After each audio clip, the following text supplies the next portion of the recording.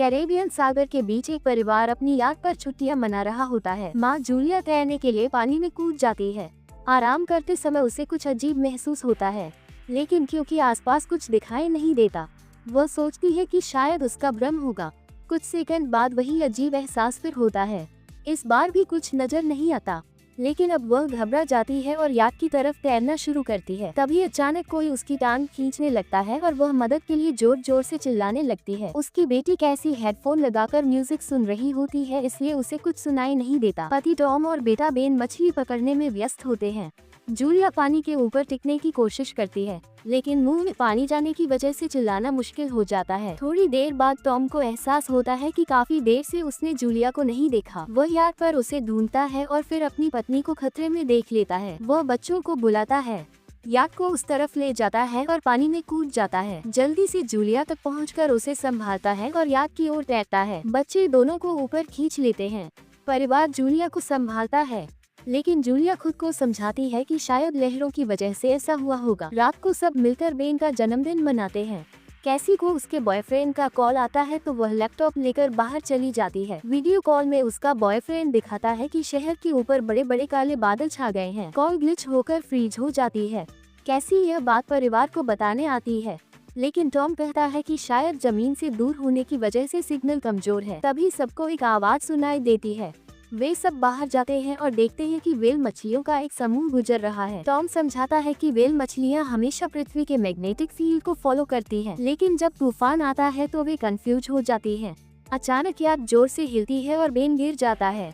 Tom को चिंता होती है कि कहीं याद को नुकसान तो नहीं पहुंचा, इसलिए वह डाइव करके नीचे चेक करने चला जाता है। कुछ देर बाद वह सतह पर वापस आता है, लेकिन उसके कंधे पर एक बड़ा घाव होता है। जूलिया तुरंत उसका जख्म सीती है। टॉम बताता है कि पानी के अंदर उसे ऐसा लगा जैसे उसके पीछे कोई बहुत बड़ा जीव था, लेकिन जब उसने मुड़कर देखा तो प्रोपेलर से कट लग गया। वह कहता है कि जो भी चीज थी बहुत बड़ी थी। टॉम को याद पर काफी नुकसान दिखाई देता है, इसलिए उन्हें मदद बुलानी पड़ती है। जूलिया बार बार रेडियो पर कोशिश करती है। कैसी फोन पर सिग्नल ढूंढती है, लेकिन कुछ भी काम नहीं करता। तभी कैसी को एक अजीब सा जीव दिखाई देता है और वह चिल्ला उठती है, लेकिन वह तो बस बेन होता है जो मास्क पहनकर मजाक कर रहा होता है। कुछ देर बाद याद पूरी तरह बंद हो जाती है और समुद्र के बीच में फंस जाती है। जूलिया रेडियो में एक आवाज सुनती है, लेकिन आवाज इतनी खराब होती है कि उसे कुछ समझ नहीं आता। टॉम परिवार को बताता है कि उनके पास सिर्फ 4 दिन का खाना पानी बचा है और अब उन्हें किसी मछली पकड़ने वाली नाव का इंतजार करना होगा। अचानक रडार पर कुछ डिटेक्ट होता है और परिवार को एक अजीब सी आवाज सुनाई देती है। सब दौड़कर बाहर आते हैं और हैरानी से देखते हैं कि कई सारे उल्कापिंड जमीन पर गिर रहे हैं। जहाँ जहाँ उल्कापिंड गिरते हैं वहाँ बड़े धमाके होते हैं। एक उल्कापिंड पानी में उनके पास गिरता है तो टॉम तुरंत याद को चलाने की कोशिश करता है। इंजन मुश्किल से चलता है, लेकिन तभी एक और उल्कापिंड उस इलाके को हिट करता है। परिवार डर के मारे एक दूसरे को कसकर पकड़ लेता है। तभी टॉम को समझ आता है कि जो आग के गोले गिर रहे हैं वे उल्कापिंड नहीं बल्कि सैटेलाइट्स हैं। उसी वक्त बेन देखता है कि याद से धुआं निकल रहा है। टॉम चेक करता है और कंफर्म होता है कि इंजन खराब हो गया है। हवा तेज होने लगती है तो फैमिली याद के अंदर छुप जाती है, बिना यह नोटिस किए कि कंपास बहुत तेजी से घूम रहा है। याद जोर जोर से हिलने लगती है। बन फिर से गिर जाता है और इस बार उसे चोट भी लग जाती है। लहरें तेजी से याद से टकरा रही होती हैं। टॉम स्ट्रगल करके बाहर जाता है और लाइफ जैकेट्स लेकर आता है। तभी पावर चली जाती है। टॉम तुरंत पावर बॉक्स का बटन प्रेस करता है और लाइट वापस आ जाती है। उस वक्त बेन नोटिस करता है कि जूलिया की नाक से खून बह रहा है। जूलिया को चक्कर आने लगते हैं, जबकि कैसी सिंक पर जाकर उल्टी कर देती है। टॉम रेडियो ट्राई करता रहता है पर सिग्नल नहीं मिलता। अचानक एक तेज हाई पिच नॉइज आती है और हवा और भी स्ट्रांग हो जाती है। जूलिया दरवाजे बंद करने की कोशिश करती है पर एक हैच खुल जाता है और हवा खिड़कियां तोड़ने लगती है। टॉम एक फ्लेयर जलाता है और थोड़ी देर बाद अंधेरा छा जाता है। अगली सुबह फैमिली शॉक में उठती है कि वह स्टॉर्म से बच गए हैं, लेकिन याट आधी तबाह हो गई होती है। जब वह बाहर आते हैं तो देखते हैं कि समुद्र का पानी गायब हो गया है और याट अब जमीन पर रखी है। सब ये देखकर शॉक में आ जाते हैं। कैसी सिग्नल चेक करती है पर नेटवर्क बिल्कुल डाउन होता है। बंदूक मरे हुए केकड़ों से खेलने लगता है। टॉम कंपास चेक करता है और देखता है कि वह उल्टा हो गया है। यह आखिरी बार 7 लाख साल पहले हुआ था। कैसी को लगता है कि उसका बॉयफ्रेंड मर गया होगा और वह टूट जाती है। जब जूलिया उसे समझाने आती है तो कैसी उसे दूर कर देती है और छुपने चली जाती है। जूलिया और टॉम बची हुई सप्लाई देखते हैं। बेन अपने बर्थडे बैलून एक पत्थर से बांध देता है ताकि शायद कोई बचा हुआ सर्वाइवर देख ले। टॉम फिर रेडियो ट्राई करता है और इस बार एक आदमी से कनेक्शन हो जाता है। उसका नाम नाव होता है और वही एक सबमरीन का कैप्टन होता है। उसकी सबमरीन भी लैंड पर अटक गई है।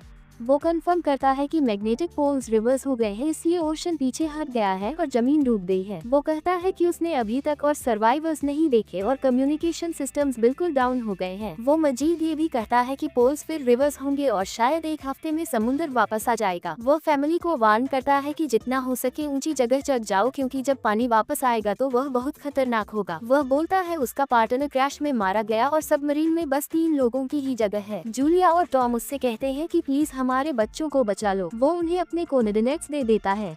टॉम कैलकुलेट करता है कि सबमरीन तक पहुंचने में 2 दिन लगेंगे। वो फैमिली से कहता है आज रात अच्छे से आराम कर लो, कल सुबह हम निकलेंगे। अगली सुबह फैमिली सामान पैक कर रही होती है।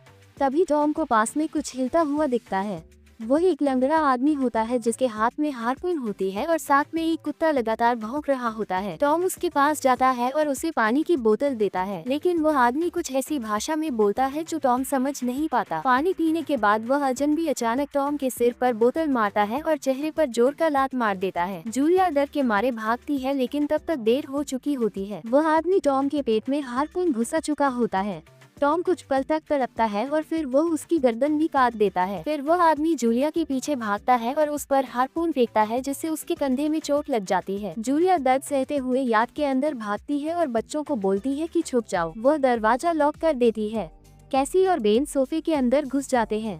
जूलिया उन्हें फ्लेयर गन पकड़ाती है और खुद एक चाकू लेकर बाथरूम में छुप जाती है।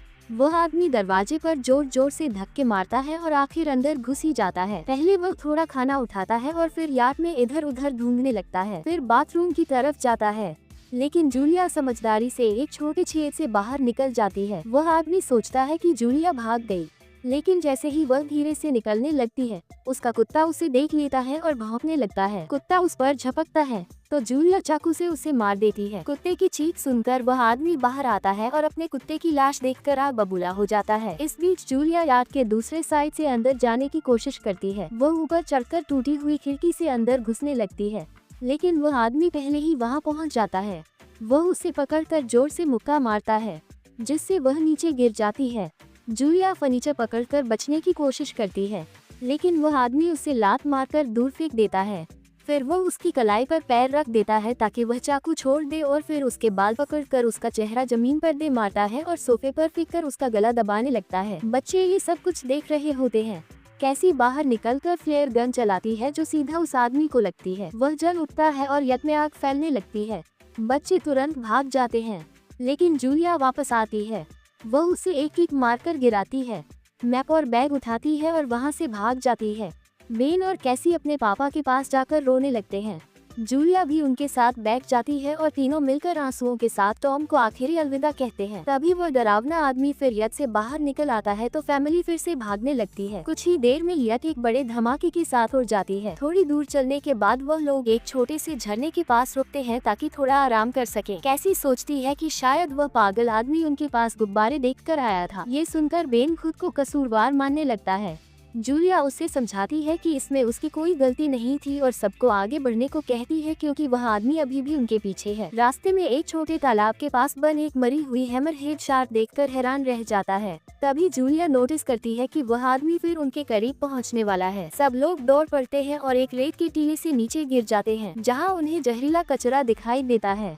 फैमिली सावधानी से उसे पार करती है और लगता है कि उन्होंने उस आदमी से पीछा छुड़ा लिया है। चलते चलते उन्हें बड़े बड़े मरे हुए सी एनिमल्स और समुद्र के नीचे जमा हुआ सारा प्लास्टिक दिखने लगता है। बेन धीरे धीरे चलने लगता है तो जूलिया समझ जाती है कि वह डिहाइड्रेशन के करीब है। वह सबको रुकने को कहती है।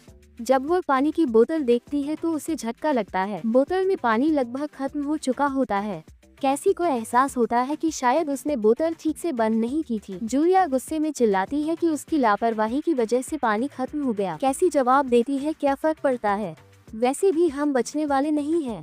दोनों के बीच लंबी बहस होती है, फिर भी फैमिली आगे चलती रहती है। कुछ देर बाद उन्हें एक क्रैश हुआ प्लेन मिलता है।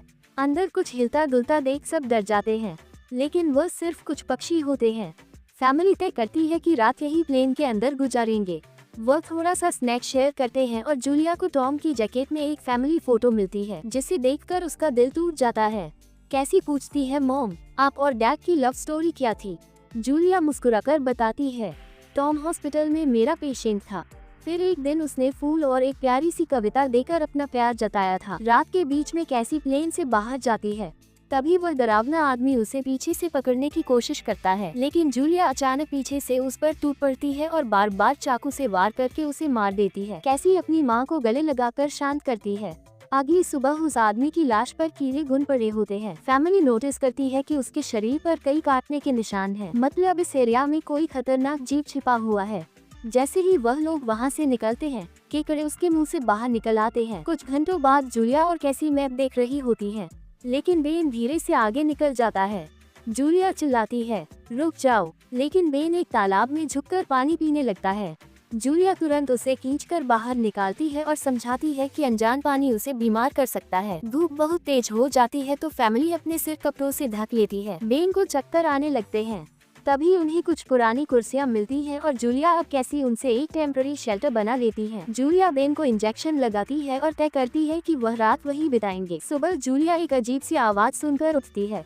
बाहर जाकर देखती है तो क्रैब्स का एक बड़ा झुंड उनकी तरफ आ रहा होता है। वह तुरंत बच्चों को उठाती है और तीनों भागना शुरू कर देते हैं। भागते भागते उन्हें एक बड़ा कार्गो शिप दिखाई देता है।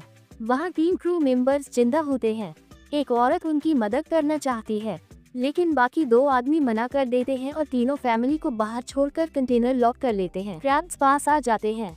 जूलिया बच्चों को कंटेनर के ऊपर चढ़ाती है।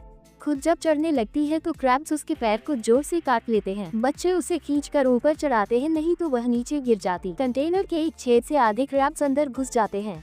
क्रू मेंबर्स फायरिंग शुरू करते हैं, लेकिन क्रैब्स उन पर हावी हो जाते हैं और दोनों को मार डालते हैं। आखिरी आदमी छत के होल तक पहुंचता है, लेकिन क्रैब्स उसे भी नीचे खींच लेते हैं और वह भी मर जाता है। जूलिया अपने जख्म पर पट्टी बांधती है और बेहोश हो जाती है। कुछ देर बाद जब वह उठती है तो खुद को रेत की तूफान के बीच अकेली पाती है। वह घबराकर बच्चों को ढूंढने लगती है।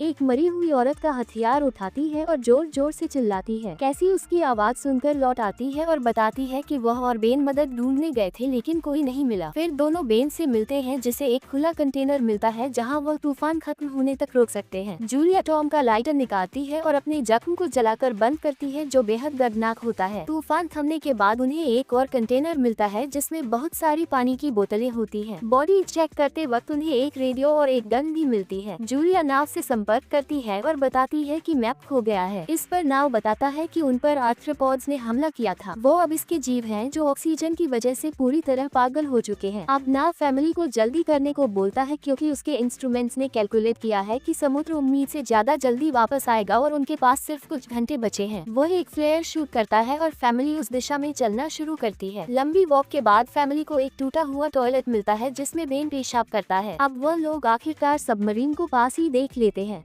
लेकिन वहां पहुंचने के लिए उन्हें एक बड़ा चट्टानी रास्ता पार करना होगा। जैसे ही वह रास्ते से गुजरते हैं, दीवारें हिलने लगती हैं और पत्थर गिरने लगते हैं, जिससे एक भयानक रॉक स्लाइड हो जाता है। जूलिया तुरंत अपने बच्चों को साइड में धक्का देती है और खुद भी पीछे हट जाती है ताकि कुचली ना जाए। अब एक पत्थर की दीवार उनके बीच आ गई है। जूलिया बच्चों से कहती है कि वह बिना उसके आगे बढ़ जाए, लेकिन कैसी मना करती है और जोर देती है कि उसकी माँ को चढ़ने की कोशिश करनी चाहिए। बहुत बहस होती है और चिल्लाने के बाद जूलिया वादा करती है कि वह बाद में अपने बच्चों को ढूंढ लेगी। मजबूर होकर कैसी अपने भाई को खींचकर आगे ले जाती है। बच्चे चट्टानी रास्ता चढ़कर सबमरीन की तरफ भागते हैं, लेकिन वहां पहुंचकर देखते हैं कि नाव बाहर खून में लथपथ पड़ा है। वह समझाता है कि उसके लिए सब खत्म हो गया है और अब बच्चे सबमरीन ले सकते हैं, ये सोचकर कि एक एक्स्ट्रा जगह होगी। कैसी वापस अपनी मां को ढूंढने भागती है। तभी जूलिया केकड़ों को आता देखती है और वह फायरिंग शुरू कर देती है। कुछ केकड़ों को वह मार देती है, लेकिन झुंड बहुत बड़ा होता है और सबसे लड़ना मुश्किल हो जाता है। उसी वक्त कैसी दीवार के ऊपर दिखाई देती है और हाथ आगे बढ़ाती है तो जूलिया अपने घायल पैर के बावजूद तेजी से चढ़ना शुरू करती है। कैसी की मदद से वह दूसरी तरफ पहुंच जाती है और दोनों साथ में सबमरीन की तरफ भागते हैं। बेन पहले से ही ऊपर खड़ा होता है और फायर खोल देता है ताकि केकड़े डिस्टर्ब रहे जब तक फैमिली ऊपर चढ़ जाए। केकड़े नाव के शरीर तक पहुँचते ही तुरंत उसे खाने लग जाते हैं। जूलिया गन उठाती है और फायरिंग जारी रखती है जब तक बच्चे अंदर चले जाएं। जब वह सुरक्षित हो जाते हैं, जूलिया समझती है कि गोलियां खत्म हो गई हैं। तो वह गन केकड़ों पर फेंक देती है और अपने बच्चों के साथ अंदर चली जाती है। फैमिली हैच को अच्छे से लॉक करती है और खिड़की से केकड़ों को सबमरीन के चारों तरफ देखती है। इसी वक्त समुद्र वापस आ जाता है तो तीनों तुरंत अपनी सीटों पर बैठकर बैग पहन लेते हैं और एक दूसरे का हाथ पकड़ लेते हैं। तेज लहरें सबमरीन को जोर जोर से इधर उधर फेंकना शुरू कर देती है, जिससे जूलिया को पूरी जर्नी के विषन दिखने लगते हैं और कैसी उल्टी कर देती है। जल्दी ही वो हाई पिच आवाज वापस आती है और फैमिली बेहोश हो जाती है। कुछ देर बाद जूलिया और बच्चे होश में आते हैं और खुद को जिंदा देखकर खुश होते हैं। वो हैच अनलॉक करके बाहर निकलते हैं और देखते हैं कि लहरों ने सबमरीन को एक तबाह शहर में गिरा दिया है। यानी अब जिंदा रहने और नया जीवन शुरू करने की उम्मीद है और यहीं पर फिल्म खत्म होती है।